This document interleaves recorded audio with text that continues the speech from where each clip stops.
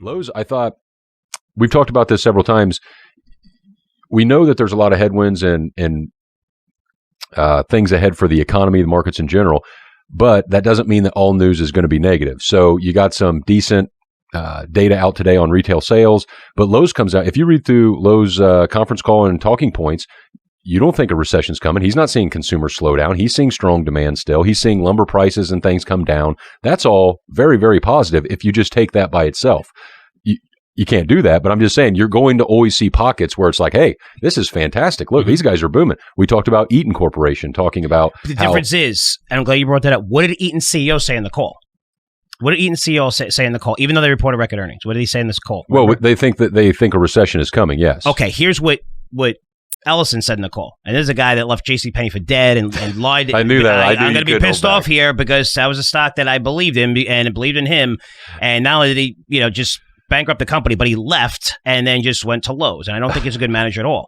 But he's doing the same shit here because any company that's reporting pretty good earnings in this market and saying that they're not seeing a slowdown in customer traffic and they're not expecting it means they're not preparing and he's out of his mind. That's the biggest red flag out there. If companies are reporting right now, Eaton reported record earnings. I've seen a lot of companies report record earnings and say, look, yes, we're worried about the customer going forward. Even Walmart's CFO went on an interview in CBC and said the same thing. He said, listen, we're definitely seeing deteriorating trends. People are spending less. We're managing through this. We have pricing power here, and they do. And that's why they beat the quarter. It wasn't, and the numbers from Walmart, it wasn't that they're selling more stuff. Unit sales are down. It's that they're selling at a higher price, and they have pricing power, and they're taking market share, again, from Target.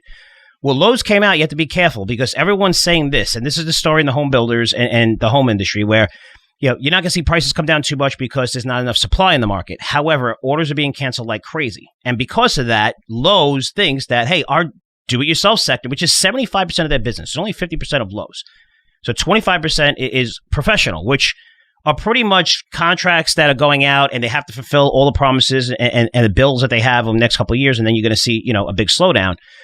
But there's a big difference to me between Home Depot and Lowe's. I thought Home Depot is having more professional of their business, where Lowe's is more tied to the individual consumer, right? 75% do it yourself. And he's like, well, a lot of people can't afford houses. They're going to fix up their house. Wrong.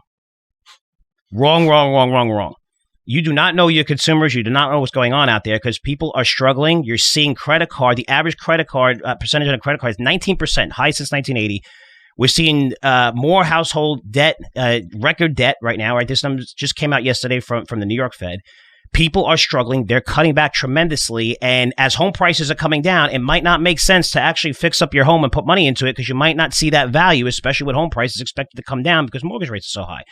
So when I look at an industry that is going to be horrible next year, it was horrible as soon as rates went above 4.5%, and they're still at 6.8%. Everyone's happy because they came down a ton from 7.2 to 6.8. No one was buying a house at 4.5 and higher, even 5. It's not going to that level anytime soon because the Fed's not lowering rates. So when I see a CEO go on, and we saw it from Ford and I wrecked them. I saw it from Chapek with Disney and I wrecked them. Things are great. No, they're not. Not based on your numbers when you look on they're not great. Okay. It's okay to say, hey, you know what? We're struggling here. We're not selling EVs. We're losing money on every EV sale. Wouldn't that be nice if Ford actually said that? They won't say that. And a lot of these companies. But when it's the optimism right now, you have the chance that 80% or 90% of the surveys out there, I think there was a Evercore survey and a ton of them, believe we're going to be in a recession next year. So you could temper expectations. For Ellison to come on Lowe's and say, we're fine, we're not seeing a slowdown. We heard that from Target 9 months ago and Walmart, and both of them fell by its largest one-day percentages since 87 market crash. You have to be very, very careful here because it's falling off a cliff. It's happening quick based on the pace of rate hikes. We've never seen rate hikes this fast in the Fed era, history of the Fed era. And they're going to result in the first sector that gets hit. Obviously, the most interest rate sensitive is housing. Now look at the autos. Now look at the semis getting nailed. And you're seeing a little bit of a bid here and money, seasonal money coming in and buybacks are open up and stuff like that. But I would be very, very careful because now the expectations are higher than they've ever been, which you don't want to see heading into next year, which is going to be horrible and recession, higher rates and everything. Demand falling off a cliff. The Fed's still removing liquidity from the market through quantitative tightening, which nobody's really talking about. They're just looking at rates. That's massive. You're taking money out of the system, the trillions and trillions that you put in the system the past 2 years.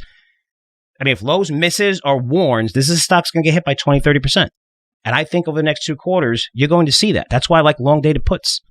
Because it might go up for the next 2 weeks. It might be better than everybody else. But if you really think that they're going to generate this type of earnings, and I see this with a lot of companies, Walmart is trading at, 24 times forward earnings, but yet those numbers were really good. Lowe's, I don't know. To tell me that you're going to see demand in this sector next year and you're not seeing a slowdown, I mean, people are cutting back. You're seeing it across the board. I'd be very careful. And that's why I love earnings season, right? You really dig in and see. And I could be wrong on this. I've been wrong before. But just to me, I think you're going to see a big separation between Home Depot and Lowe's, just like you're seeing with Target and Walmart. And I think you're going to see that over the next 6 months. And you got a real good opportunity to buy puts on this. It's not hard. Buy 9-month year puts. And do you think they're going to really meet earnings? Do you think this is a company that could fall? Because we're seeing it even today. I mean, Micron's down a ton. You're seeing Advanced Auto Parts down a ton. I mean, these companies, when they report earnings, they're lowering expectations. Earnings estimates are way too high. It's giving you an opportunity where, okay, I don't know what the market's going to do, and I don't know how the big companies are going to do, but I know is individual names and even, industry leaders are the top 3 or 4 of those companies where, 1 or 2 of them are not getting it done and could see a significant pullback here. And that's what I'm seeing here. So for Lowe's, I wasn't too crazy about, but we can move on to TJX. I don't know if you have any more comments on Lowe's, but TJX was pretty solid.